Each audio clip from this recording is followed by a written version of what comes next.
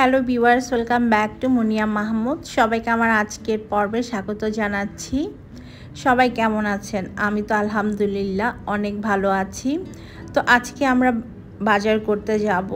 মাস তো শুরু হয়ে গিয়েছে, ভাবলাম বাজার করে নিয়ে আসি। আলসেমি করে যাওয়া হচ্ছিল না, কিন্তু বিকাল 5টায় দেখতেই পাচ্ছেন আকাশ একদম মেঘাচ্ছন্ন হয়ে গিয়েছে, মনে হয় বৃষ্টি আসবে। তো আমরা ভাবছি যে বৃষ্টি আসার আগে বাজারে চলে যাই, বাজার করে নিয়ে আসি। বাসায় অলমোস্ট সব কিছু শেষ হয়ে গিয়েছে। তো বাজার করে নিয়ে এসেছি, বাজারে ভিডিও আর করিনি। আসলে বাজারে গিয়ে ভিডিও করতে গেলে দেখা যায় যেটা দরকার সেটাই ভুলে যাই কেনার জন্য। এটা হচ্ছে আমার মাসের বাজারের একাংশ। জাস্ট বাচ্চাদের যা যা লাগে সেগুলো আমি বাজার করে নিয়েছি। টুকটাক সংসারে তো অনেক কিছুই লাগে। তো আসার পর আমি বাচ্চাদের জন্য নাস্তা রেডি করেছি।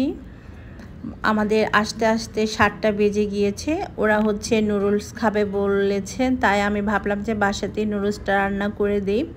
তো আমি এখানে কোকুলা নুডলস রান্না করেছি, একদম মা খালাদের মতো করে আর কি।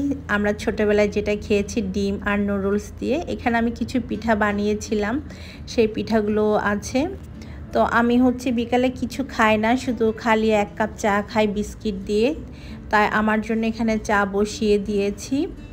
চা হলে আমার আর আসলে কিছুই লাগে না, গরম হোক ঠান্ডা হোক, যে মৌসুমেই থাকুক না কেন আমার 1 কাপ চা তো খেতেই হবে। সকাল বিকাল 2 কাপ চা না খেলে আসলে মাথা ব্যথা করে। চাটা হয়ে গিয়েছে, আমি ঢেলে নিচ্ছি। বাচ্চাদের এর মধ্যে নাস্তা খাওয়াও শেষ হয়ে গিয়েছে।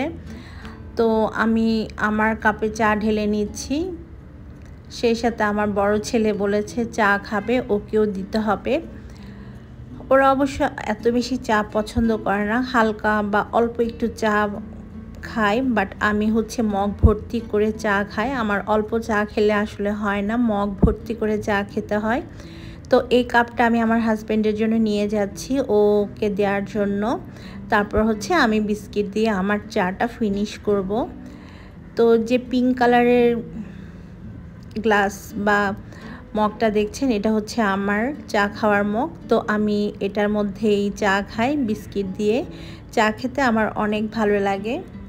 তো এই ছিল আমার আজকের ছোট্ট একটা ব্লগ। আশা করছি আপনাদের ভালো লেগেছে। এখন থেকে ট্রাই করব ডেইলি ব্লগ শেয়ার করার জন্য, যতটুকু সম্ভব ইনশাআল্লাহ করার চেষ্টা করব।